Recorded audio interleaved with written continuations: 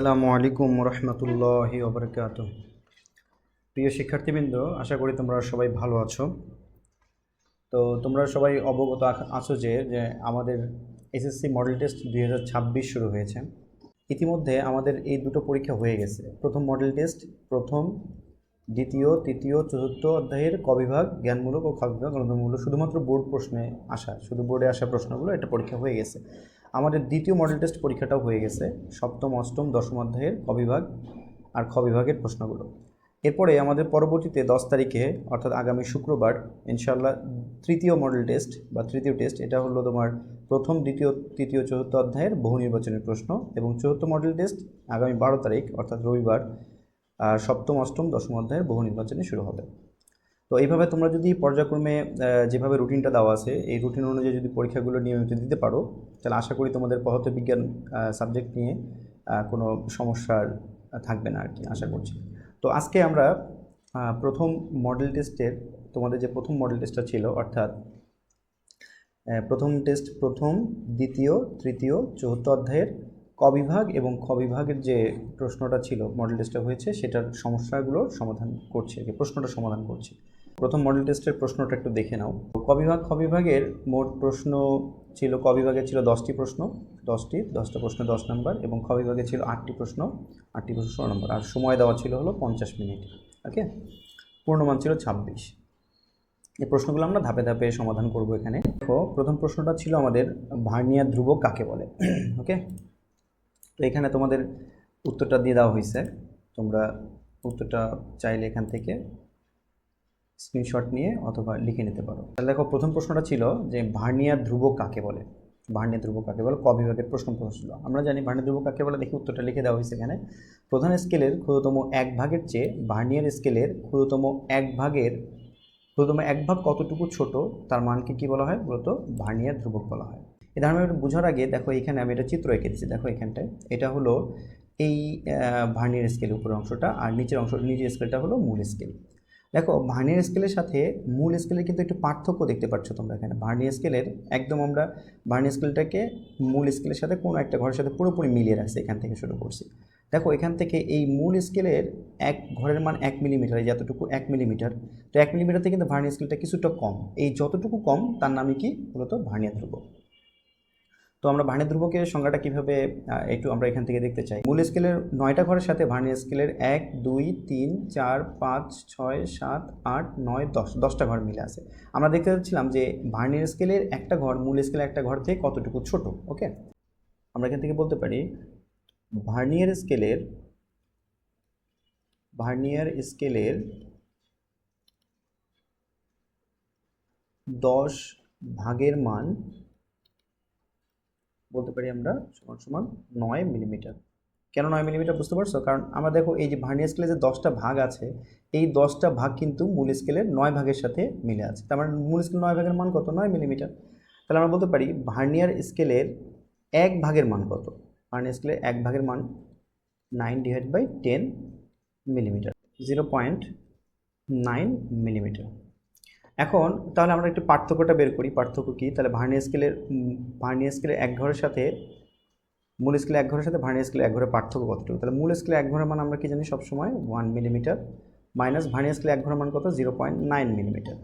তাহলে আমরা বলতে পারি ভার্নিয়ার স্কেলের এক ঘরের সাথে মূল স্কেলে এক ঘরের সাথে ভার্নিয়ার স্কেলে এক ঘরের পার্থক্য কত, 1 মিলিমিটার মাইনাস 0.9 মিলিমিটার, তার মানে 0.1 মিলিমিটার।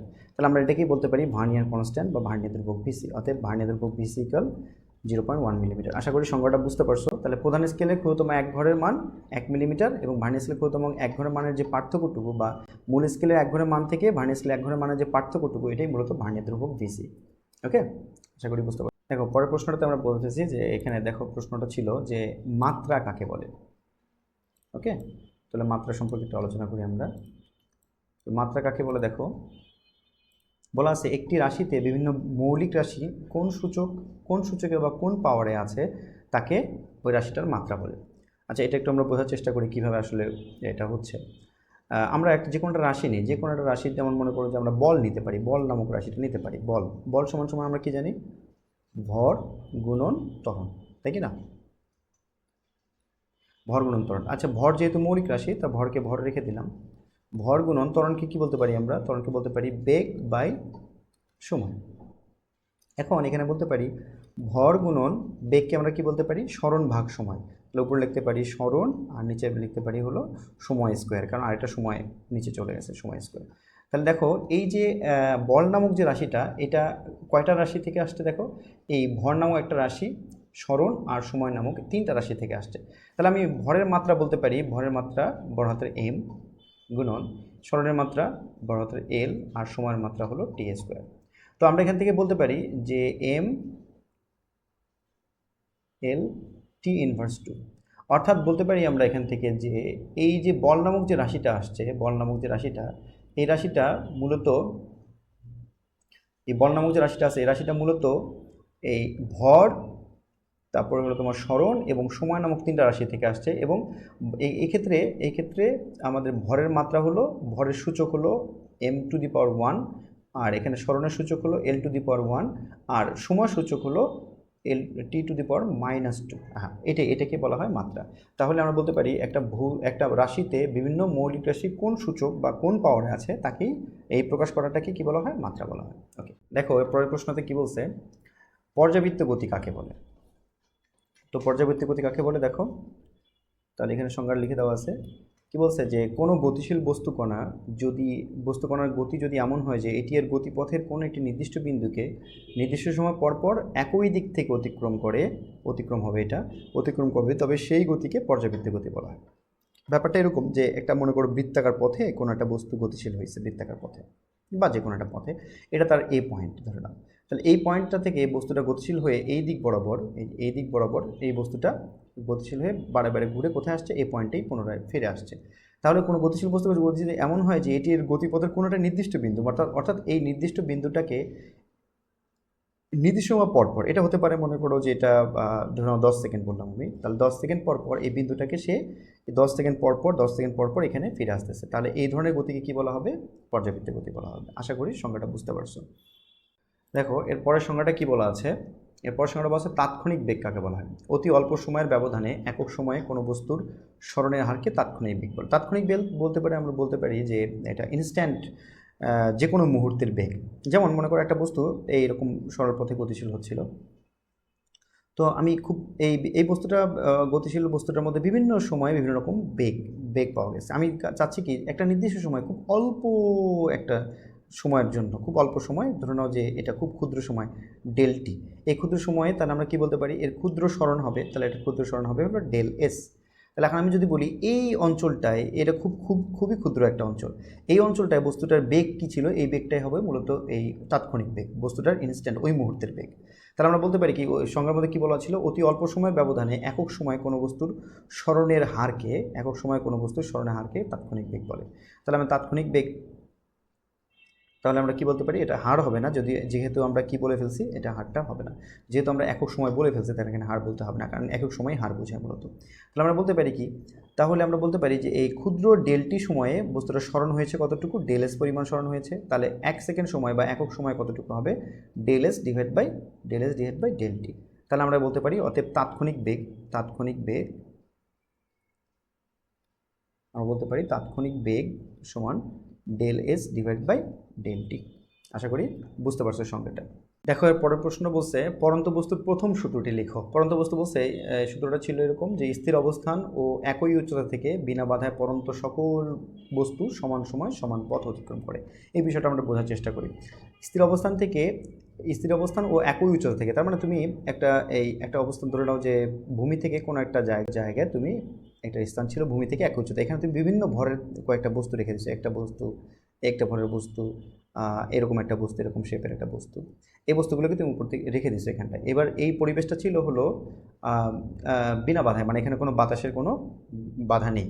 তাহলে এই বস্তুটাকে আমরা যে প্রথম যদি বলি M1 ভরের বস্তু, এটা হলো M2 ভরের বস্তু, আর এটা যদি M3 ভরের বস্তু হয়, তাহলে এই বস্তুগুলোকে তুমি ছেড়ে দিই উপর থেকে নিচের দিকে ছেড়ে দিই, তাহলে এটা মুক্তভাবে যদি পড়ে, ভূমিতে যদি পড়ে মুক্তভাবে, তো ভূমিতে পড়ে কীভাবে পড়বে? তাহলে মুক্তভাবে পরন্ত সকল বস্তু সমান সময় সমান পথ অতিক্রম করবে। অর্থাৎ এই প্রথম বস্তুটা যদি 5 সেকেন্ডে যদি ভূমিতে পড়ে, তাহলে অবশ্যই দ্বিতীয় বস্তুটাও 5 সেকেন্ডে ভূমিতে পড়বে, তৃতীয় বস্তুটাও 5 সেকেন্ডেই ভূমিতে পড়বে, যদিও এই বস্তুগুলোর ভর এবং এদের আকার আকৃতি ভিন্ন ভিন্ন রয়েছে, তারপরেও এটা হবে, কারণ কি আমরা এটাকে বিনা বাধায় ছেড়ে দিচ্ছি, মুক্তভাবে ছেড়ে দিচ্ছি ওপর থেকে। এটাই হলো পরন্ত বস্তুর প্রথম সূত্র। আশা করি বুঝতে পারছো। দেখো এরপরের প্রশ্ন ছিল নিউটনের গতির দ্বিতীয় সূত্রটি লিখো। বলছিল কোনো বস্তুর ভরবেগের পরিবর্তনের হার প্রযুক্ত বলের সমানুপাতিক এবং বল যেদিকে ক্রিয়া করে বস্তুর ভরবেগের পরিবর্তন সেই দিকে ঘটে। তো আমরা যদি একটা বস্তুকে যদি এখানে বল প্রয়োগ করি, এই বরাবর এই দিক বরাবর যদি বল প্রয়োগ করি এই পরিমাণ, এবং বস্তুর ভর যদি এম হয় এবং এই বস্তুটার ইনিশিয়াল মানে আদি অবস্থা যদি তার বেগ ইউ হয়, তাহলে বস্তুটাকে বল প্রয়োগ করার ফলে বস্তুটা অবশ্যই তার একটা অবস্থানে পরিবর্তন ঘটবে, এই অবস্থানটা আসছে এবং এর বেগ হয়ে গেছে ভি। তাহলে নিউটনের দ্বিতীয় সূত্রটি কী বলছে? কোনো বস্তুর ভরবেগের পরিবর্তনের হার। তাহলে আমরা ভরবেগের পরিবর্তনের হার কী বলতে পারি? ভরবেগের পরিবর্তন আগে বের করি, M V minus M U, এটা ভরবেগের পরিবর্তন, আর হার অর্থ কি? একক সময় কতটুকু। তাহলে এইটা হলো ভরবেগের পরিবর্তনের হার, এটা কি হবে? প্রযুক্ত বলের সমানুপাতিক হবে। মূলত নিউটনের দ্বিতীয় সূত্র এই কথাটাই বলছে যে কোনো বস্তুর ভরবেগের পরিবর্তনের হার প্রযুক্ত বলের সমানুপাতিক এবং বল যেদিকে ক্রিয়া করবে বস্তুর ভরবেগের পরিবর্তন সেদিকে ঘটবে। আসলে বল যেদিকে ক্রিয়া করছি বস্তুর ভরবেগের পরিবর্তনটা সেদিকেই ঘটছে। আশা করি বুঝতে পারছো। দেখো 7 নম্বর প্রশ্নতে কি বলছে? প্রবাহী ঘর্ষণ কাকে বলে?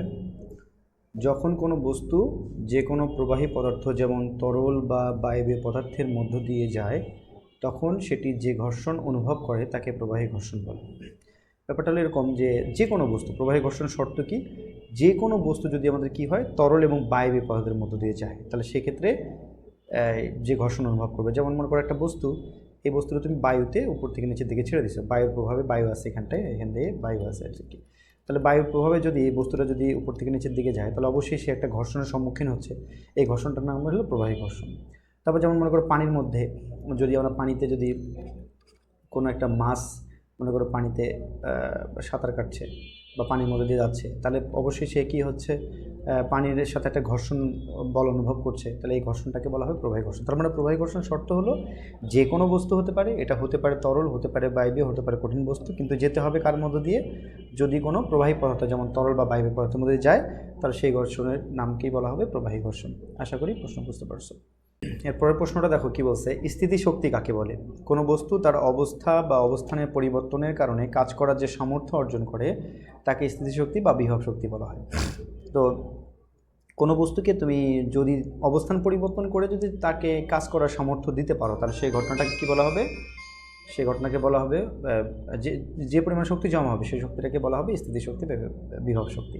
মনে করো একটা বস্তুকে তুমি ভূমি থেকে, এইখানটা ভূমি ছিল, এই ভূমি থেকে তুলে বস্তুটাকে এখানটায় রাখছো, তো এখানটায় রাখার পরে এর মধ্যে অবশ্যই কিন্তু একটা কাজ করার সামর্থ্য অর্জন হয়েছে, তো সেই কাজ করার সামর্থ্যটাকে মূলত বিভব শক্তি বা পটেনশিয়াল এনার্জি বলা হবে। এটাকে বলা হয় ইপি দ্বারা প্রকাশ করা হয়। যদি বস্তুটার ভর, অভিকর্ষ ত্বরণ এবং এইচ গুণ করে দিই কতটুকু উচ্চতা ছিল, তাহলে আমরা এই জায়গাটা বস্তুটার কী পেয়ে যাব? এই বস্তুটার স্থিতিশক্তি, বিভব শক্তি পেতে পারি। এখন যদি আমি এভাবে না করে কোনো বস্তুকে তুলে না রেখে আরেকভাবে করতে পারি, মনে করো একটা দেয়াল ছিল এখানটায়, এই দেয়ালের সাথে একটা স্প্রিং যুক্ত করা ছিল, এইরকম স্প্রিং যুক্ত করা ছিল, এই স্প্রিংয়ের পাশে আমি একটা বস্তু রেখে দিছি, এবারে বস্তুটাকে টেনে, একদম টেনে এই পয়েন্টে নিয়ে আসছি, স্প্রিং সহকারে টেনে এইভাবে নিয়ে আসছি। নিয়ে আসার পর যখন এই পজিশনে নিয়ে আসছে তখন কিন্তু বর্তমান ব্যবস্থাটা চিত্রটা দেখতে কিন্তু এরকম মনে হবে, দেখি না? দেখো স্প্রিংটা একটু বড় হয়ে গেছে, তারপর দেখি এবারও কিন্তু এর মধ্যে কাজ করার একটা সামর্থ্য অর্জন করছে এই বস্তুটা, কারণ এটা যদি আমি ছেড়ে দিই তাহলে বস্তুটা একটা গতি বেগ নিয়ে এদিকে আঘাত করতে পারবে। তাহলে এই অবস্থাতে কিন্তু বস্তুটার মধ্যে কী হয়েছে? স্থিতিশক্তি জমা হয়েছে। তাহলে এই ঘটনাটা কি আমরা বলতে পারি স্থিতিশক্তি। ওকে, আশা করি বুঝতে পারছো। দেখো পরের প্রশ্নটা ছিল ক্রুড অয়েল কাকে বলে? প্রাথমিকভাবে মাটির নিচ থেকে যে ঘন তেল উত্তোলন করা হয় তাকে ক্রুড অয়েল বা অপরিশোধিত তেল বলা হয়। আমরা অপরিশোধিত তেল হয়তো বা অনেকে দেখোনি, আসলে একদম ওই কালো রঙের পিচ দেখছো না, কিছুটা পিচের মতো দেখতে, এই পিচের মতোই মূলত মাটি থেকে এইভাবেই তেলটাকে উত্তোলন করা হয়। তারপরে বিভিন্ন প্রক্রিয়া বিভিন্ন টেম্পারেচারে বিভিন্ন উপাদানের সহযোগিতায় এদেরকে কী করা হয়? ক্রুড অয়েলকে কী করা হয়? বিভিন্ন লেয়ারে কী করলে পরিশোধিত করলে আমরা অনেক সময় পেট্রোল পাই, তোমরা এটা কেমিস্ট্রিতে একটা ইয়াতে পড়ে থাকবা, পেট্রোল পাই, তারপরে কী পাই? ডিজেল, তারপরে তোমার আমরা পাই কেরোসিন। বিভিন্ন প্রক্রিয়া বিভিন্নভাবে তুমি যদি বিভিন্ন তাপমাত্রায় যদি কী করো, এটাকে প্রক্রিয়া করো, পরিশোধন করো, তাহলে বিভিন্ন রকম তেল পাবে। তার মূলত পেট্রোল, ডিজেল, কেরোসিন এগুলো কিন্তু সবই কিন্তু কি, সবই মূলত কি এই ক্রুড অয়েলেরই একটা রূপ আর কি। ঠিক আছে, আশা করি বুঝতে পারছো। তারপরে দেখো 10 নম্বর প্রশ্নটা দেখো কি বলছে? কর্মদক্ষতা কাকে বলে? কি বলছে? কোনো যন্ত্রের লভ্য কার্যকর শক্তি এবং মোট প্রদত্ত শক্তির অনুপাতকে কর্মদক্ষতা বলা হয়। ব্যাপারটা সহজ। তুমি মনে করো যে তোমার বাসায় একটা পানি তোলা মোটর আছে। এই পানি তোলা মোটরটা তুমি যখন একে শক্তি দিচ্ছ, অবশ্যই তুমি একটা বিদ্যুৎ শক্তি তাকে দিচ্ছ। তো এই বিদ্যুৎ দেওয়া শক্তিটার নাম কি আমাকে বললাম হলো ইনপুট। সে এটা গ্রহণ করছে ইনপুট। মনে করো ওই মোটরটাকে তুমি 1000 জুল শক্তি দিচ্ছ, 1000 জুল। আর তুমি এই মোটরের কাছ থেকে একটা শক্তি পাচ্ছ, মানে একটা কাজ পাচ্ছ। সেটা কাজ কি? যে মনে করো মোটরটা পানি তুলে দিচ্ছে তোমাকে। ধরো না তোমাকে এখানে 800 জুল শক্তির পানি বা উপরে উঠিয়ে বৃহস্পতির উপরে জমা করে দিচ্ছে। বলো দেখি এই মোটরটার কর্মদক্ষতা কি? কর্মদক্ষতা হলো এর কাছ থেকে আমি কতটুকু শক্তি পেলাম, মানে লভ্য শক্তি আউটপুট ভাগ একে আমি কতটুকু শক্তি দিলাম ইনপুট। এটাকে সাধারণ শতকরায় প্রকাশ করা হয়। তাহলে আমি যদি বলি যে আউটপুট কত এখান থেকে পাইছি, আউটপুট পাইছি হলো 800 জুল, আর এর ইনপুট ছিল হলো 1000 জুল ইন্টু 100%, তাই কি? তাহলে এটা বলতে পারি আমরা হলো এখানে 80% শক্তি, এই মোটরটার কর্মদক্ষতা ছিল 80%। তাহলে আসলে কর্মদক্ষতাতে বোঝা যায় যে এই মোটরটার আউটপুট এবং ইনপুটের যে অনুপাতটুকু। আশা করি বুঝতে পারছো। দেখো তাহলে আমরা একটু খ বিভাগের প্রশ্নগুলো বোঝার চেষ্টা করি। দেখো তো খ বিভাগ, আমার এখানে যারা পরীক্ষা দিচ্ছ প্রায় 85 জনের মতো পরীক্ষা দিচ্ছ তোমরা। তো খ বিভাগের 2-1 জনের প্রশ্ন ছাড়া অধিকাংশ জনের প্রশ্নগুলো খুব বেশি মানসম্মত হয়নি উত্তরগুলো। হ্যাঁ, উত্তরগুলো মানসম্মত হয়নি। তো খাতার মধ্যে তোমরা একটু ভালোভাবে লেখার চেষ্টা করবে যতটুকু পারো, কারণ টিচাররা এখানে অনেকগুলো বিষয় দেখে প্রশ্নের আকার কতটুকু হয় বা প্রশ্নের মধ্যে কতগুলো ইনফরমেশন আছে, এটা খুব গুরুত্বপূর্ণ বিষয়। তোমরা একটু এই খগুলো লেখার ব্যাপারে একটু সচেতন হবে। হ্যাঁ, ওকে। প্রথম খ নম্বর প্রশ্ন ছিল নিউক্লিয়ার রিয়েক্টরে কন্ট্রোল রড ব্যবহার করা হয় কেন? কন্ট্রোল রডটা দেখো এই পাশে আমি এটা সুন্দর করে চিত্র এখান থেকে কীভাবে নিউক্লিয়ার রিয়েক্টরের মধ্যে কন্ট্রোল রডটা থাকে সেটা একটু বোঝানোর চেষ্টা করছি। দেখো এই যে এখানে হলুদ কালারের যে রডগুলো দেখছো, এই যে এগুলো, এই হলুদ কালারের রডগুলো মূলত তোমার কী বলতো, ফুয়েল রড। ফুয়েল রড কী কী দ্বারা তৈরি? মূলত এগুলো আমাদের জানি আমরা ইউরেনিয়াম বা প্লুটোনিয়াম ব্যবহার করা হয় জ্বালানি হিসাবে, ইউরেনিয়াম বা প্লুটোনিয়াম ব্যবহার করা। তাহলে এখানে এই রডগুলো হলো ইউরেনিয়াম বা প্লুটোনিয়ামের রড। এখন যখন আমাদের এই পারমাণবিক রিঅ্যাক্টরে মানে চুল্লির মধ্যে যখন বিক্রিয়া ঘটে, তাহলে একটা নিউট্রনকে, এই যে দেখো একটা নিউট্রন, এই নিউট্রনকে দ্বারা ইউরেনিয়াম বা প্লুটোনিয়ামের একটা পরমাণুকে ভেঙে ফেলা হয়। যখন একটা পরমাণুটা ভেঙে যায়, পরমাণু ভেঙে কী কী তৈরি হয় আমরা জানি, বিক্রিয়াটা দেখছি কিন্তু আমরা। এখানে বেরিয়াম 141 উৎপন্ন হয় এবং ক্রিপ্টন 92 উৎপন্ন হয়। এই দুটো পরমাণু উৎপন্ন হয়ে গেল, যে এটা হলো একটা আর এটা একটা। এখন এইটার সাথে উৎপন্ন হওয়ার সাথে এখানে কিছু গামা রশ্মি নির্গত হয়, অন্যান্য শক্তি, বিভিন্ন রশ্মি আকারে শক্তি নির্গত হয়, এবং পাশাপাশি 3টা খুবই উচ্চ গতিসম্পন্ন নিউট্রন উৎপন্ন হয়, 3টা নিউট্রন। এই 3টা নিউট্রন করে কি, পরবর্তী ক্ষেত্রে আবার 3টা পরমাণুকে কীভাবে আঘাত করে। এখন যদি এই নিউট্রনগুলোর গতিবেগকে যদি নিয়ন্ত্রণ করা না যায়, তাহলে কি ঘটবে? তাহলে এরা অ্যাট এ টাইমে অনেক বেশি পরিমাণ ইউরেনিয়াম বা প্লুটোনিয়ামের যে পরমাণুগুলো যেটা জ্বালানি হিসেবে ব্যবহার করছিলাম আমরা, সেগুলোকে একসাথে অনেকগুলো বিক্রিয়া ঘটিয়ে ফেলবে, অনেকগুলো পরমাণুকে কী করবে, আঘাত করে ভেঙে ফেলবে। তার ফলে প্রচুর পরিমাণে অ্যাট এ টাইমে প্রচুর পরিমাণ শক্তি উৎপন্ন হয়ে একদম নিউক্লিয়ার চুল্লিটা বিস্ফোরণ বা নিউক্লিয়ার বিস্ফোরণ হওয়ার সম্ভাবনা রয়েছে। এই জন্য এটাকে কন্ট্রোল করার জন্য মূলত এখানে কন্ট্রোল রড ব্যবহার করা হয়।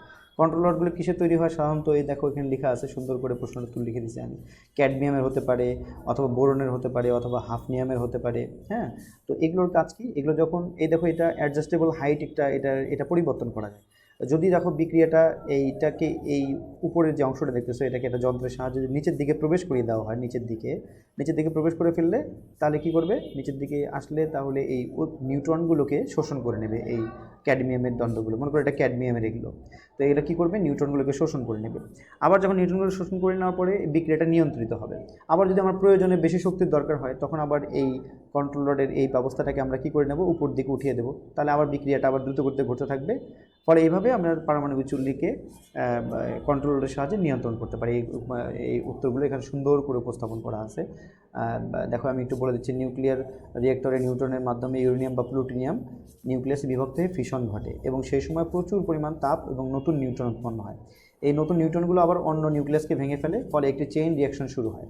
যদি এই চেইন রিঅ্যাকশনের অনিয়ন্ত্রিত চলতে থাকে, তাহলে এটি বিপজ্জনক হয়ে উঠতে পারে, যেমন পারমাণবিক বিস্ফোরণের মতো পরিস্থিতি তৈরি হতে পারে। তাই এই রিঅ্যাকশনকে নিয়ন্ত্রণ রাখতে কন্ট্রোল রড ব্যবহার করা হয়। কন্ট্রোল রডগুলি সাধারণত ক্যাডমিয়ামের তৈরি, বোরন বা হাফনিয়ামের তৈরি হয়। এই উপাদানগুলো নিউট্রন শোষণে খুবই কার্যকর। এই রডগুলো রিঅ্যাক্টরের কোরের মধ্যে ঢোকানো বা বের করা যায়, কন্ট্রোল ওয়ার্ড ঢোকানো হলে এটি বেশি সংখ্যক নিউটন শোষণ করে, ফলে ফিউশন বিক্রিয়া কমে যায় বা সম্পূর্ণ বন্ধ হয়ে যায়। কন্ট্রোল ওয়ার্ড বের করলে কম নিউটন শোষিত হয়, ফলে ফিউশন বিক্রিয়া বেড়ে যায় এবং শক্তি বেশি উৎপন্ন হয়। আশা করি বুঝতে পারছো। দেখো 2 নম্বর প্রশ্নটাতে কি বলছে যে ভরবেগ ও গতিশক্তির মধ্যে সম্পর্ক স্থাপন করো। ভরবেগ গতিশক্তির সম্পর্কে আমরা সরাসরি লিখতে পারতাম, যেহেতু খ নম্বরের প্রশ্ন, তাহলে আমরা ছোট্ট করে একটু সংজ্ঞাটা দেওয়ার চেষ্টা করি। তাহলে এখানে ভরবেগের সংজ্ঞা দেওয়া আছে, ভরবেগ কাকে বলে, এবং গতিশক্তির সংজ্ঞাটা দেওয়া আছে, দিয়ে তারপরে আমরা এই ভূমিকা হিসেবে এটাকে আমরা রাখতে পারি সংজ্ঞাটুকুকে, ঠিক আছে। তাহলে ভূমিকা হিসেবে রেখে দিলাম।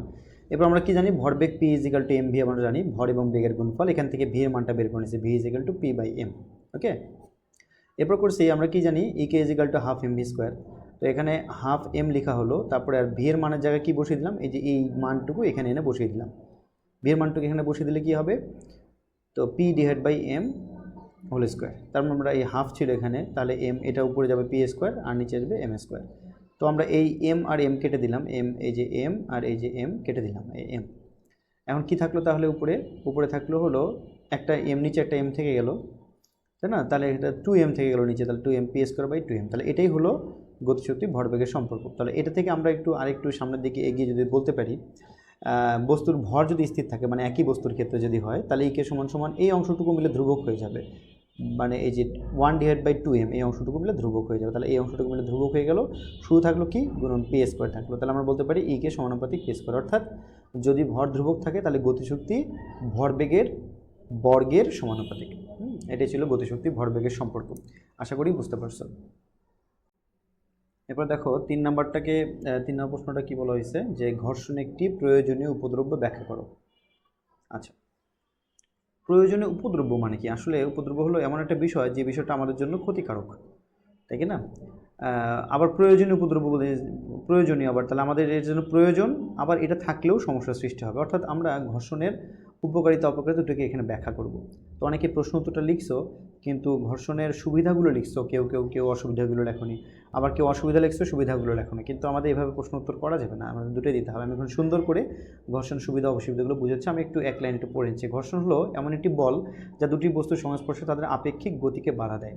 যদিও ঘর্ষণ অনেক সময় চলাচলের পথে বাধা হয়ে দাঁড়ায়, তবুও এটি জীবনে অনেক গুরুত্বপূর্ণ কাজে প্রয়োজনীয়। এটা ভূমিকা হিসেবে দিলাম আমরা আর কি। ঘর্ষণ ছাড়া আমাদের দৈনন্দিন জীবনে সাধারণত কাজগুলো অসম্ভব হয়ে পড়ে। যেমন পায়ের তলা ও মাটির মধ্যে ঘর্ষণ না থাকলে আমরা হাঁটতে বা দৌড়াতে পারতাম না। আচ্ছা, পা পিছলে যেত, গাড়ির ব্রেক না কাজ করতো না আর কি। টায়ার ও রাস্তার মধ্যে ঘর্ষণ বলের কারণেই কিন্তু কাজ করে আর কি। ঘর্ষণ না থাকলে গাড়ি থামানো যেত না, আবার কোনো বস্তু ধরতে পারতাম না। কাগজে কলমের বলের মধ্যে ঘর্ষণের কারণে আমরা লিখতে পারি। আবার অন্যদিকে ঘর্ষণ আমাদের নানাভাবে সমস্যা ও বাধা সৃষ্টি করে। ঘর্ষণের বিরুদ্ধে কাজ করতে গিয়ে আমাদের অতিরিক্ত শক্তি ব্যয় করতে হয়।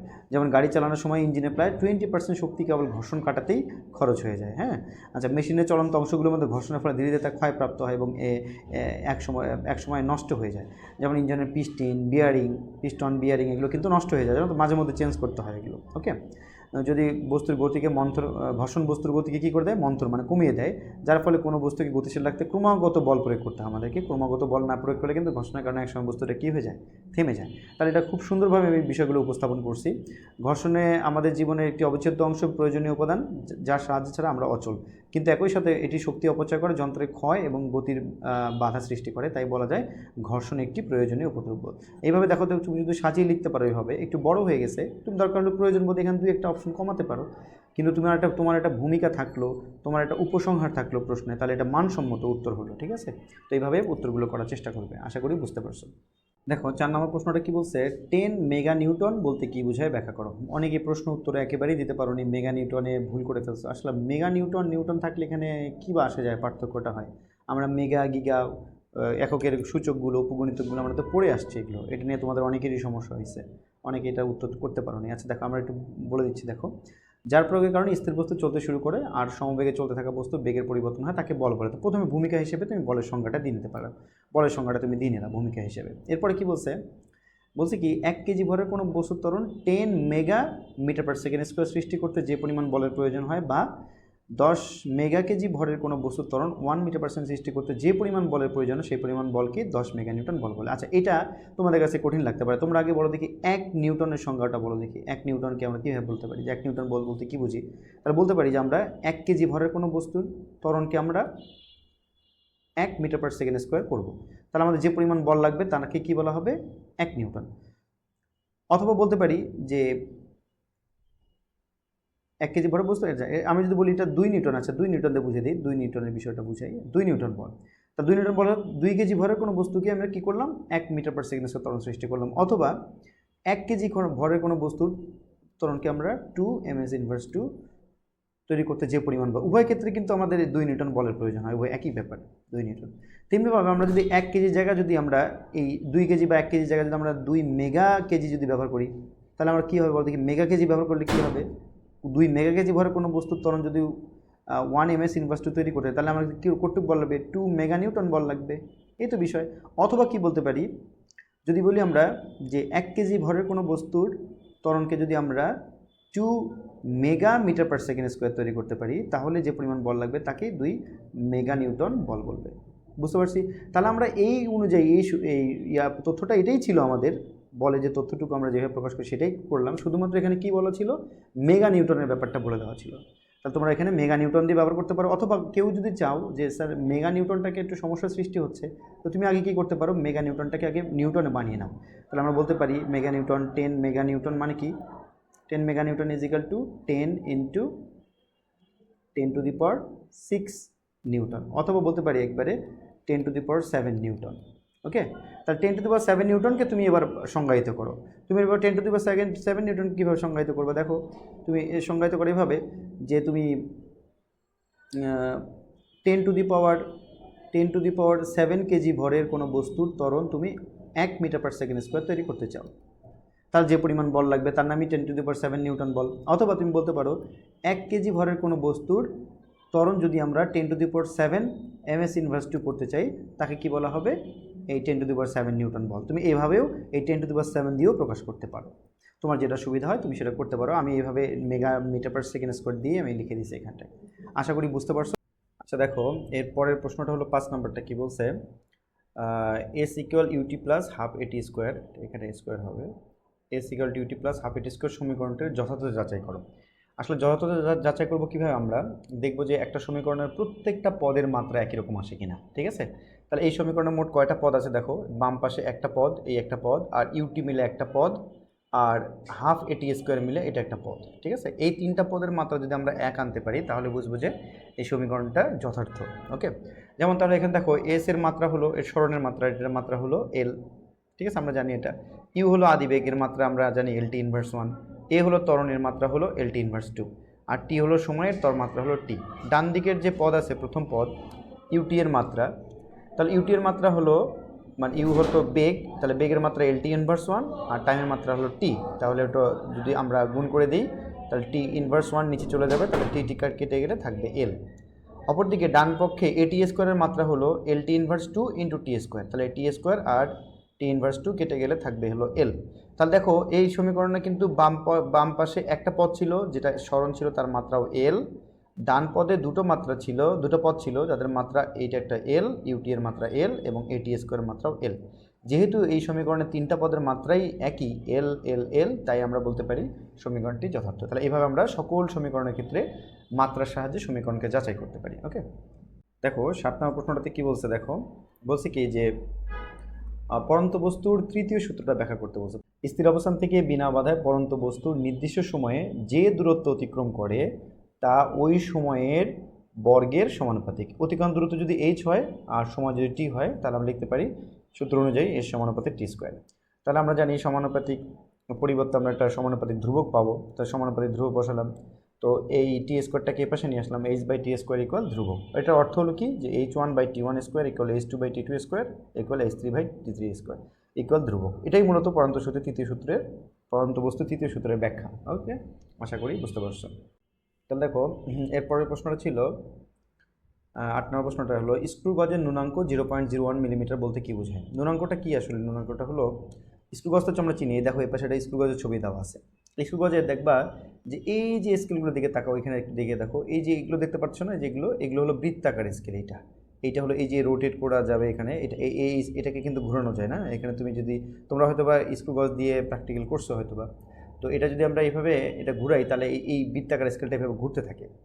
তো বৃত্তাকার স্কেলটা কিন্তু এই পাশে আমরা দেখতে পাচ্ছি যে 15, এই যে 20, হ্যাঁ, তারপরে এই যে 10, ওই পাশেও কিন্তু ঘর আছে, মানে টোটাল এখানে ঘর কাটা থাকে সাধারণত 50টা বা 100টা। ধরে নাও যে এটাতে 100টা ঘর কাটা আছে, এরকম করে ছোটো ছোটো করে ঘর কাটা আছে। তাহলে তুমি যদি মনে করো যে এই বরাবর তোমার জিরো দাগটা ছিল, ধরে নাও যে এই বরাবর জিরো দাগটা ছিল এখানটায়। এখন তুমি যদি জিরো দাগ থেকে পুনরায় স্কেলটা পুরো একবার ঘুরিয়ে তুমি যদি আবার জিরোতে আনো, তাহলে দেখবা যে এই যে রৈখিক স্কেলটা না, এই যে রৈখিক স্কেলটা, এই বরাবর বৃত্তাকার স্কেলটা এই একটা ঘর সরে যাবে, এই যে একটা ঘর, এই যে একটা ঘর সরে যাবে। একটা ঘর মানে এখানে 1 মিলিমিটার করে দেওয়া আছে। তার মানে এই বৃত্তাকার স্কেলটাকে তুমি জিরো থেকে পুনরায় ঘুরিয়ে আবার জিরোতে যদি নিয়ে আসো, তাহলে তাহলে এই এই স্কেলটা, এই বৃত্তাকার স্কেলটা রৈখিক স্কেল বরাবর 1 মিলিমিটার সরে যায়। এটা কিন্তু আমরা পিচ বলি, মনে আছে কি না? আমাদের পিচ, এটাকে আমরা বলি হলো পিচ। ওকে, তাহলে পিচ এখানে এই স্কেলটার জন্য পিচ হলো 1 মিলিমিটার। আশা করি বুঝতে পারছো। তাহলে এখন তাহলে সম্পূর্ণ একবার ঘুরালে কিন্তু 1 মিলিমিটার। আচ্ছা, সম্পূর্ণ একবার না ঘুরিয়ে আমরা যদি বলি এই যে এটা জিরো ঘর ছিল, মনে করো এই জিরো থেকে জাস্ট একটা ঘর ঘুরাবো, ছোট্ট একটা ঘর, এই একটা ঘর ঘুরাবো, তাহলে একটা ঘর ঘুরলে কতটুকু বের হয়ে আসবে, তাকে বলা হবে ন্যূনাঙ্ক। যেমন আমরা যদি বলি যে এই ঘরটা, এই যে এই স্কেলটার ক্ষেত্রে, এই যে এই স্কেলটার ক্ষেত্রে এখানে বৃত্তাকার স্কেল কতগুলো আছে, 100টা ঘর আছে। তাহলে আমরা বলতে পারি যে এখানে 100টা ঘর ঘুরালে এই রৈখিক স্কেল বরাবর সে কতটুকু সরে যায়, পিচের পরিমাণ মানে 1 মিলিমিটার সরে যায়। তাহলে আমরা বলতে পারি তাহলে ক্ষুদ্রতম একটা ঘর ঘুরালে, এই যে এখান থেকে বৃত্তাকার স্কেলে এই যে একটা করে ঘর, এই একটা করে ঘর, এই একটা করে ঘর, তাহলে একটা ঘর ঘুরালে কতটুকু সরে যাবে, তাহলে 1 মিলিমিটার ডিভাইডেড বাই 100 মিলিমিটার, না সরি 100, তাহলে এটা হচ্ছে 0.01 মিলিমিটার। তাহলে এটাই আমরা বলতে পারি হলো এই স্ক্রু গজের হলো পিচ, সরি ন্যূনাঙ্ক, স্ক্রু গজের ন্যূনাঙ্ক। ন্যূনাঙ্ককে সাধারণত লিস্ট কাউন্ট বলে ইংরেজিতে, তাহলে এটাকে এলসি দ্বারা প্রকাশ করা হয়। তো এলসি হচ্ছে হলো 0.01 মিলিমিটার। আশা করি বুঝতে পারছো। তো এটাই আমরা বলছি যে স্ক্রু গজের বৃত্তাকার স্কেলটি ক্ষুদ্রতম এক ভাগ ঘুরালে রৈখিক স্কেল বরাবর বৃত্তাকার স্কেলটির যে সরণ ঘটে তাকে স্ক্রু গজের ন্যূনাঙ্ক বা লঘিষ্ঠ গুণন বলা হয়। স্ক্রু গজের ন্যূনাঙ্ক 0.01 বলতে বোঝায় এর বৃত্তাকার স্কেলটিকে যদি একবার ঘুরাও তাহলে এর বরাবর 0.01 মিলিমিটার সরে যাবে। কোনো স্ক্রু গজের ন্যূনাঙ্ক যত হয় ওই স্কেলটি দ্বারা ততটুকু সূক্ষ্ম বস্তুর দৈর্ঘ্য নির্ভুলভাবে মাপা যায়। তার মানে এই স্কেলে তুমি মিনিমাম কতটুকু মাপতে পারবা, এই স্কেলটিতে সর্বনিম্ন তুমি 0.01 মিলিমিটার, অর্থাৎ 1 মিলিমিটারের 100 ভাগের 1 ভাগ পর্যন্ত তুমি মাপতে পারবা। আশা করি বুঝতে পারছো। তো এই হলো তোমাদের প্রথম মডেল টেস্টের সলভ ক্লাস নেওয়া হলো। তো পরবর্তীতে আমাদের যে মডেল টেস্টগুলো হবে পর্যায়ক্রমে আমাদের ফেসবুক পেজের মধ্যে এটার প্রশ্নসহ, এটার সমাধানসহ এবং ইউটিউব চ্যানেলের ভিডিওগুলো আপলোড করা থাকবে। তোমরা একটু পর্যায়ক্রমে এগুলো দেখে নেবে। আর আমাদের সাথে সাথে মডেল টেস্ট যেটা হবে এসএসসি পরীক্ষার আগ পর্যন্ত, তোমরা যদি একটা সুন্দর করে রুটিন তৈরি করে দেওয়া আছে আমার, তোমরা যদি ওই রুটিন অনুযায়ী যদি পরীক্ষাগুলো নিয়ে সলভ ক্লাসগুলো দেখো বা পরীক্ষাগুলো ঠিকভাবে দাও, তাহলে আশা করছি পদার্থবিজ্ঞান বিষয়টা নিয়ে তোমাদের আর কোনো সমস্যা থাকবে না। এ পর্যন্ত ভালো থাকো। আসসালামু আলাইকুম ওয়া রাহমাতুল্লাহি ওয়া বারাকাতুহু।